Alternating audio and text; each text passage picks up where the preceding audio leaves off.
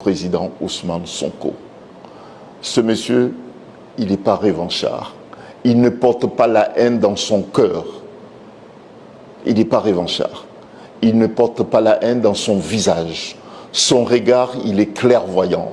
Son regard, il est bienveillant, à la fois pour ses proches, pour le Sénégal, mais pour l'Afrique également. Et c'est pour cette raison que nous ne le lâcherons pas. Donc ceux qui craignent l'arrivée de ce grand monsieur au pouvoir au Sénégal ont tort, puisqu'il a cette capacité de transcender. Il a la capacité d'aller à l'essentiel. Il ne porte, je me répète, il ne porte pas la haine, ni dans son cœur, ni dans son visage. Que ceux qui pensent important de l'abattre, de le tuer politiquement, parce qu'ils ont peur de son arrivée au pouvoir, ont tort. Il s'agit d'un grand homme que le Tout-Puissant a voulu qu'il soit sénégalais, mais chaque pays d'Afrique aurait bien voulu avoir un Ousmane Sonko. Il n'y a que le Tout-Puissant qu'il sait quel sera le futur président du Sénégal en 2024. Monsieur Ousmane Sonko incarne une ambition. Il incarne un espoir pour le Sénégal.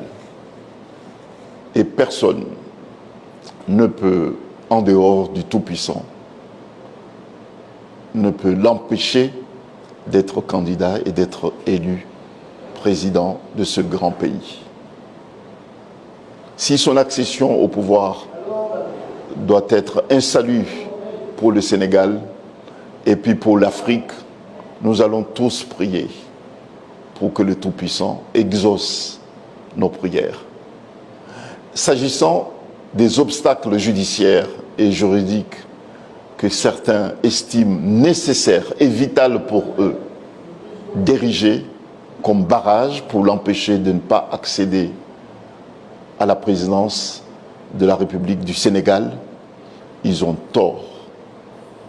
Puisque, comme je le dis, chaque pays, tous les pays d'Afrique souhaiteraient avoir un Ousmane Sonko pour susciter l'espoir, pour donner une vision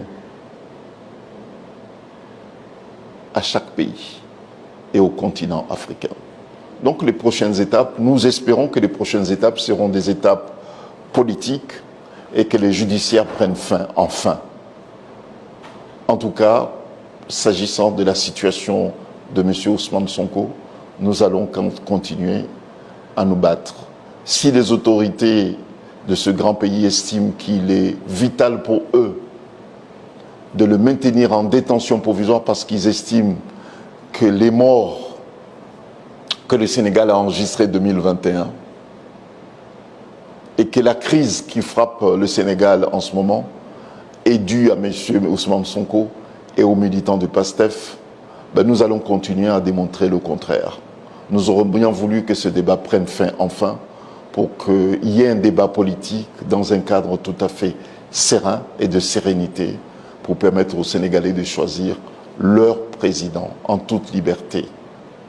Mais s'ils estiment que le débat doit être judiciaire, nous ne le regretterons pas, mais nous assumerons. Nous serons au rendez-vous pour faire valoir les droits de notre client, pour faire valoir le droit du peuple sénégalais à choisir librement leur futur président. Voilà. Mais nous pensons que ce pays a encore les moyens de rétablir l'ordre démocratique. Ce pays dispose encore de réservoirs d'hommes pieux.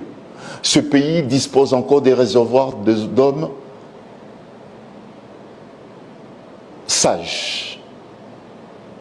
Nous pensons que ce pays dispose encore d'un réservoir d'hommes intègres, qui sont fidèles et dignes héritiers des pères fondateurs de ce grand pays. Ma prière à ce que ces hommes sortent de leur silence et assument à nouveau leurs responsabilités. Moi, je me rappelle d'un homme politique sénégalais qui disait qu'ici au Sénégal, on cultive